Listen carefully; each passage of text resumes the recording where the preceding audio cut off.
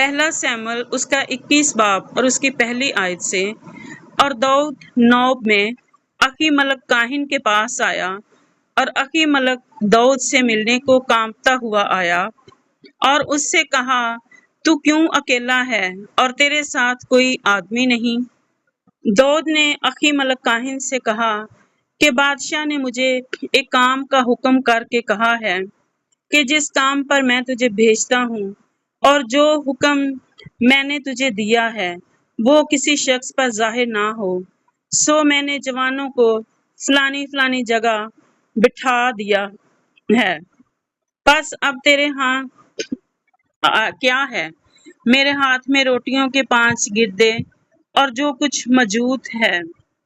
کاہن نے داؤد کو جواب دیا کہ میرے ہاں عام روٹیاں تو نہیں، پر مقدس روٹیاں ہیں، بشرطے کہ وہ جوان عورتوں سے الگ رہے ہوں۔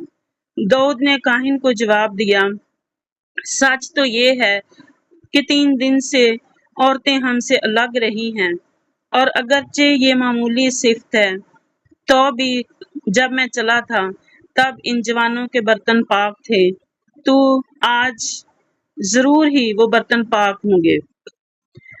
تب کاہن نے مقدس روٹی اس کو دی، کیونکہ اور روٹی وہاں نہیں تھی، فقط نظر کی روٹی تھی جو خداوند کے آگے سے اٹھائی گئی تھی، تاکہ اس کے اس دن جب وہ اٹھائی جائے گرم روٹی رکھی جائے۔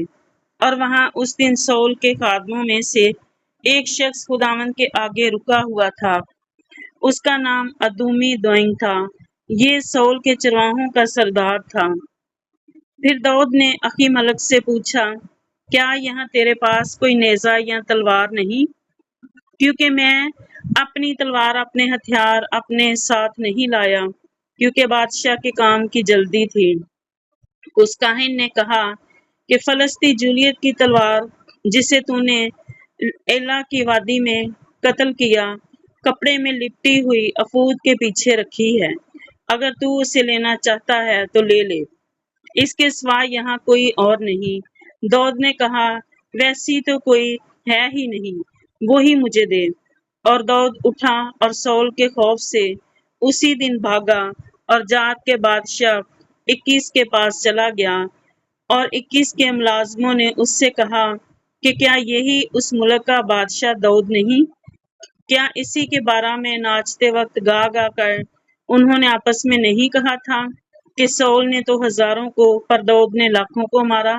داؤد نے یہ باتیں اپنے دل میں رکھی اور جات کے بادشاہ 21 سے نہایت ڈرا، سو وہ ان کے آگے دوسری چال چلا اور ان کے ہاتھ پڑھ کر اپنے کو دیوانہ بنا لیا، اور پھاٹک کے کواڑوں پر لکیریں کھینچتے اور اپنے تھوک کو اپنی داڑھی پر بہانے لگا۔